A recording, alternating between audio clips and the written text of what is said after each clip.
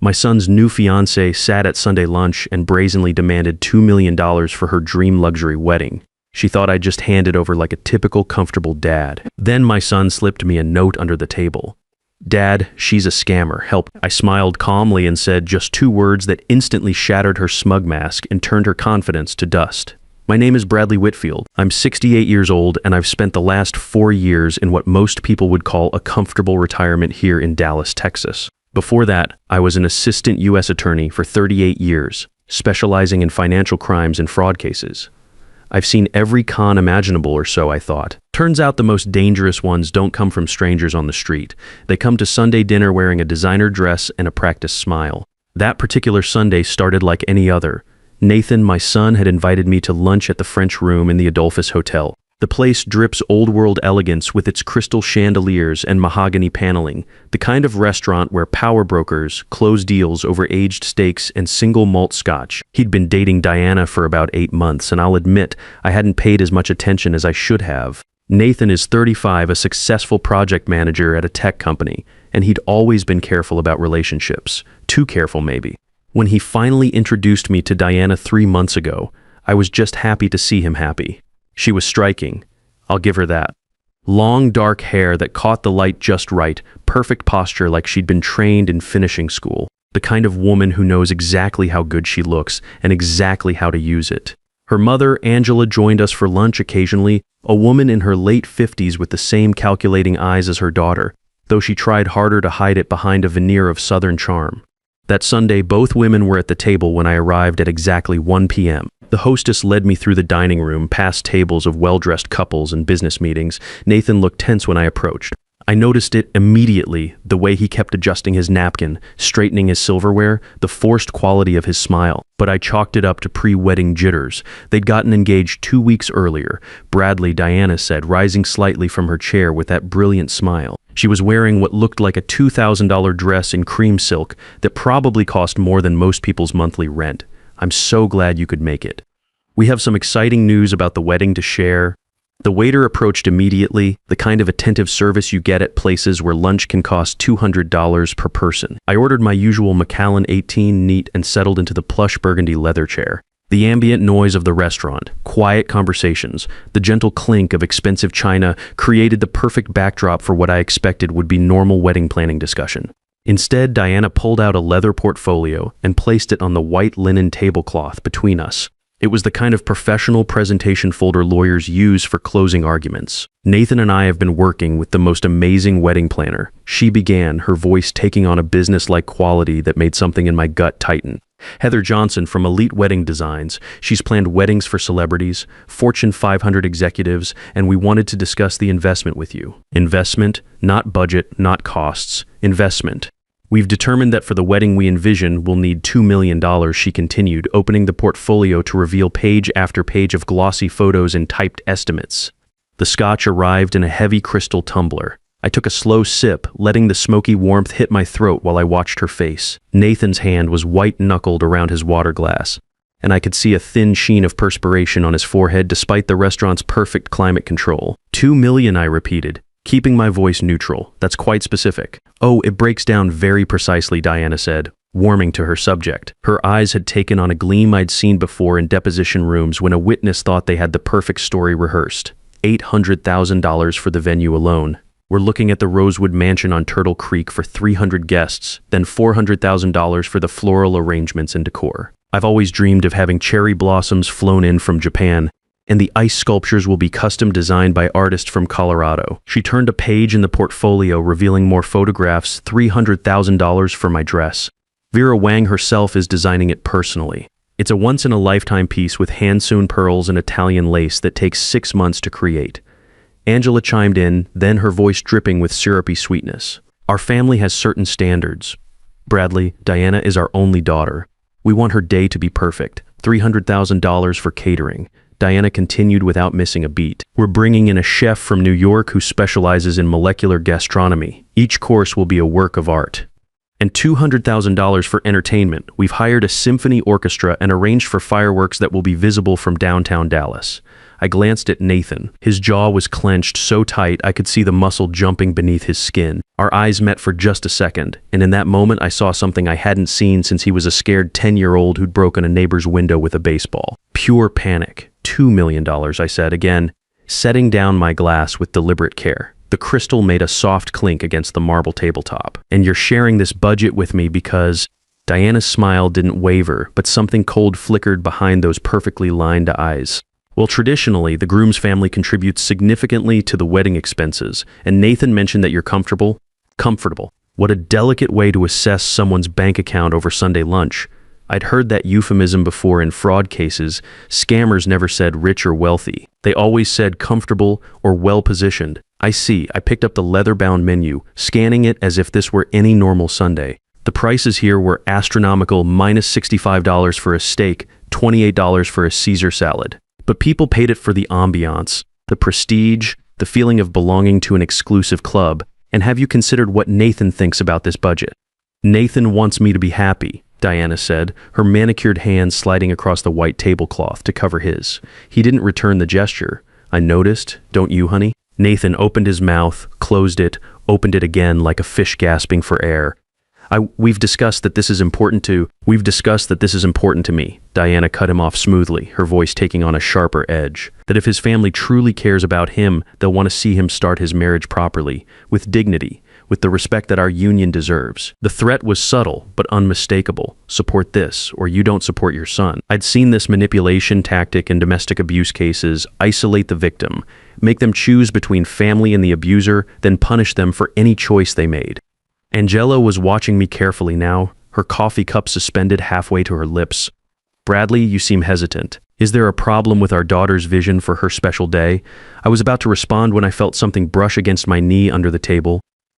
Nathan's hand passing me something. I palmed it smoothly. A skill I'd learned from watching drug dealers do the same thing in courtrooms for nearly 4 decades. The paper was small, maybe torn from his pocket notebook. Just digesting the information, I said mildly, slipping the note into my jacket pocket. It's a substantial amount to discuss over lunch. Diana leaned back in her chair, and I caught the change in her demeanor. The sweetness was evaporating like morning dew under a harsh sun. I would think that for your only son's wedding, no expense would be too great, but perhaps I'm mistaken about the kind of family Nathan comes from there. It was. The manipulation, crude but effective for most people, attack the family bond. Make it about love and loyalty instead of the absurd amount of money being demanded. Question the father's commitment to his son's happiness. The waiter returned to take our orders. Diana ordered the lobster thermidor, minus $85. Angela chose the Wagyu beef, minus $120. Nathan asked for just a soup, claiming he wasn't hungry. I ordered my usual Sunday special, the prime rib, and asked for another scotch.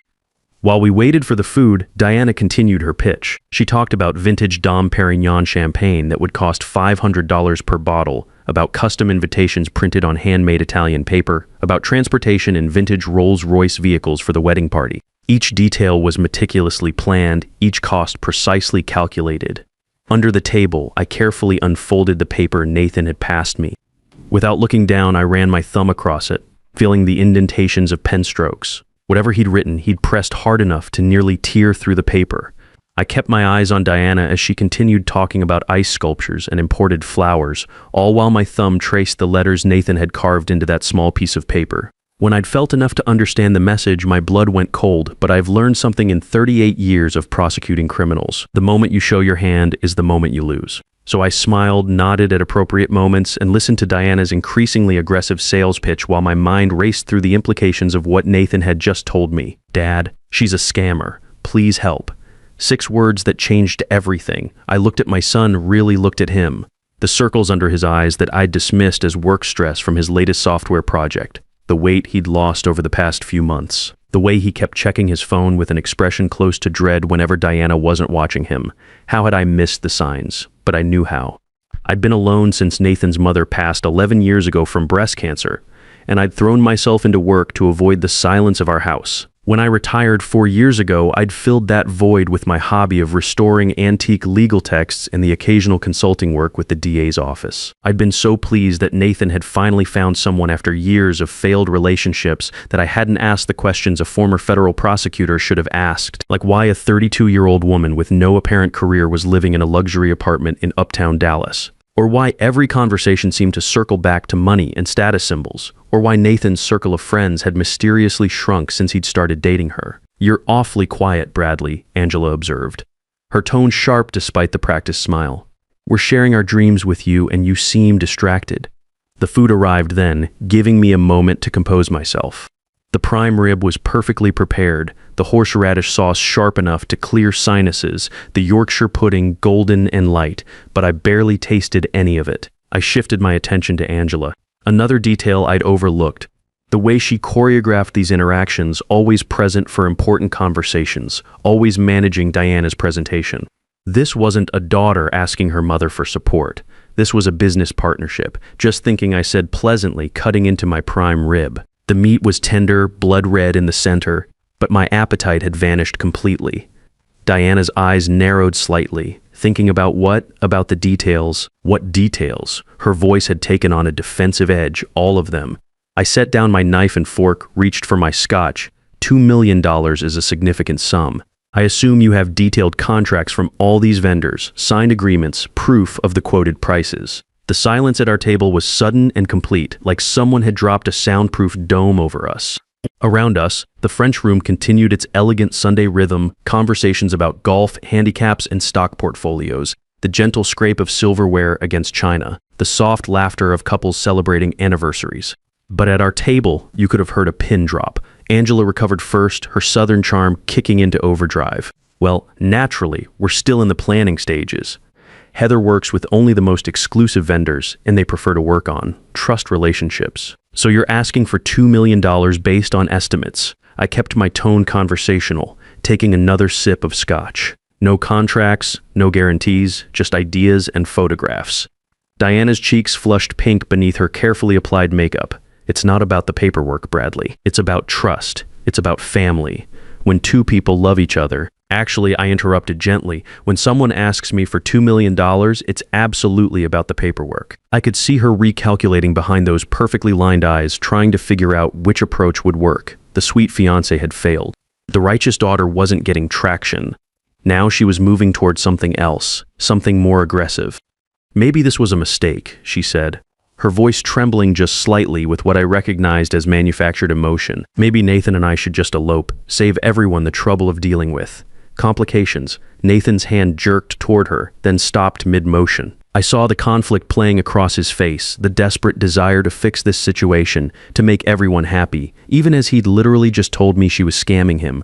This was it, the moment where I could let this play out, watch my son make a catastrophic mistake. Or I could do what I'd done for 38 years in federal courtrooms, cut through the lies and force the truth into the light. I smiled. It was the same smile I used to give defense attorneys who thought they were clever right before I demolished their entire case with one piece of evidence they'd overlooked. "Prove it?" I said. Diana blinked, her mouth opening slightly.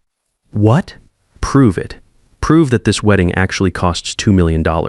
Show me detailed estimates from real vendors with real company names and tax identification numbers. Show me signed proposals. Show me anything that demonstrates this isn't just a collection of numbers you pulled out of thin air." Her mouth opened, then closed. Angela's eyes had gone hard as granite. "You have 72 hours, I continued, pulling out my phone and making a show of setting a reminder in my calendar. 3 days to provide documentation for every single dollar you're requesting. If this wedding truly costs $2 million, proving it should be simple." "This is insulting," Angela hissed, her southern charm evaporating like steam. "We come here in good faith, sharing our daughter's dreams, and you treat us like criminals." "This is due diligence," I corrected, my voice still calm and measured. Something I should have done months ago when my son first started talking about expensive gifts and emergency loans. Diana's face went pale. She hadn't expected me to know about the money Nathan had already given her. I stood up slowly, reaching into my wallet and dropping $300 on the table, enough to cover lunch for all of us and a generous tip for the waiter who'd been watching our increasingly tense conversation from a respectful distance. "Nathan," I said, looking directly at my son, "I need to speak with you privately." Diana grabbed his arm with perfectly manicured nails. "Nathan, you don't have to go anywhere with him. We're supposed to be a team now. We're supposed to make decisions together. Yes, I said quietly.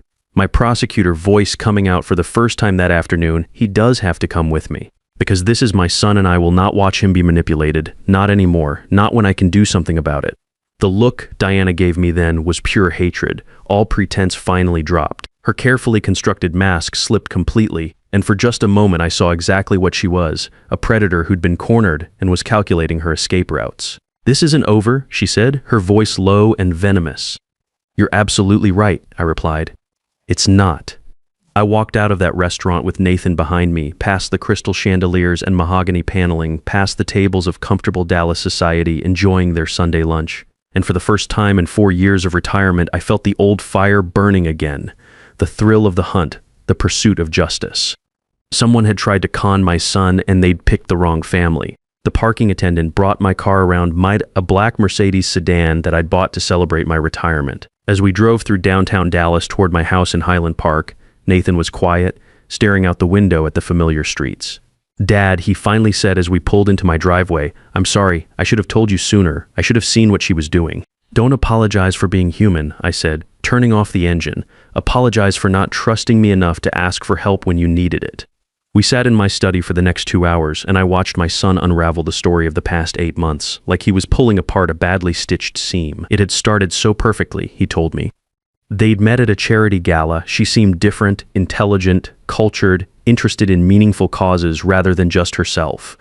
By the second date, she was asking about his work, where he lived, what I did for a living. He thought she was just getting to know him, making conversation. But I knew better. Those weren't conversation starters. Those were asset assessments disguised as small talk. The 72 hours passed with no documentation from Diana. Instead, she sent Nathan increasingly desperate text messages about needing to secure venues, about losing deposits, about how my behavior was destroying their future together. Each message was calculated to make him feel guilty, to position me as the villain in their love story. But I wasn't sitting idle. I called Trevor Walsh, a private investigator who'd worked several of my federal cases back when I was prosecuting organized crime. "I need background on 2 women," I told him. "Deep background. Financial records, previous relationships, property holdings, the works." Trevor whistled low when I explained the situation. "Wedding scam? That's a new one for me. It's old as time," I corrected, just with a modern twist. While Trevor worked his magic, I hired Vincent Cooper, an attorney who specialized in financial disputes. We'd worked together on several white-collar cases, and I trusted his judgment. "I need someone who can build an airtight case," I told him. "If this goes to court, I want the other side to face criminal charges." The third piece of my team was Keith Rodriguez, a financial analyst who could trace money trails like a bloodhound follows a scent. "Show me the money flow," I told him, sliding Diana's fake wedding budget across his desk. Every vendor, every account, every transaction. Within a week, my team had built a case that would have made the FBI proud. Trevor discovered that Diana Stevens had been engaged 5 times in the past 7 years across Texas. Each engagement had ended 2 to 3 weeks before the wedding date, always after substantial deposits had been paid to vendors who turned out to be either non-existent or completely unconnected to the bride-to-be. Keith's financial analysis was devastating. Of the 15 vendors on Diana's wedding list, 8 didn't exist at all. The bank accounts she'd provided routed to shell companies registered under various names, all connected back to Angela Stevens through shared addresses and phone numbers. Vincent prepared the legal framework while I made calls to the previous victims. Roy Thompson in San Antonio had lost $285,000. Carl Mitchell in Austin was out $320,000. Howard Burke in Houston had been swindled for $410,000. The pattern was identical every time: elaborate wedding plans, vague documentation, money transferred to fake vendors. Then sudden breakups when the groom started asking too many questions. "Let's meet with your wedding coordinator," I told Nathan after our evidence was compiled. "Let's see this $2 million plan in person." The address Diana provided was in the Design District, a modern office building with floor-to-ceiling windows and sleek steel architecture. Suite 140 supposedly housed elite wedding designs. When we arrived with Vincent and our briefcases full of evidence, Diana and Angela were already there. The space was completely empty, not just sparsely furnished, completely bare. Beige carpet, white walls, nothing else, except a folding table and 4 metal chairs that looked like they'd been bought at a hardware store that morning. "Where's Heather?" I asked, looking around the vacant office. "She's running late," Diana stammered. "She texted me this morning that she was moving some furniture to her new location." I set my briefcase on the folding table and opened it. "That's interesting." Because according to the Texas Secretary of State Business Registry, no company called Elite Wedding Designs has ever been registered in Dallas County. And this space has been vacant for 3 months. I laid out the evidence methodically, the way I'd done in federal court for 38 years. Bank records showing the shell companies, phone logs proving coordination between Diana and Angela, affidavits from 5 previous victims who'd lost a combined total of $142 million to the exact same scam. This is harassment. Angela sputtered. We don't have to listen to these accusations. Actually, Vincent said, pulling out his phone. Under Texas law, you do, because I've been recording this entire conversation, and everything you've said here today can be used as evidence in both civil and criminal proceedings. Diana's carefully constructed mask finally shattered completely. You self-righteous bastard, she hissed at me. Your son was nothing special, just another mark with daddy issues and a trust fund. There it is, I said quietly. The truth. Thank you for that confession. They ran, actually fled the building like the criminals they were, Angela's heels clicking frantically on the polished concrete as they raced for the exit. 2 days later, Diana made her final mistake. She filed a lawsuit against Nathan for breach of promise to marry, demanding $1.5 million in damages. It was a desperate attempt to salvage something from her failed con, but it backfired spectacularly. We had recordings of Diana and Angela discussing their scam, laughing about previous victims, calling Nathan weak and easy to manipulate.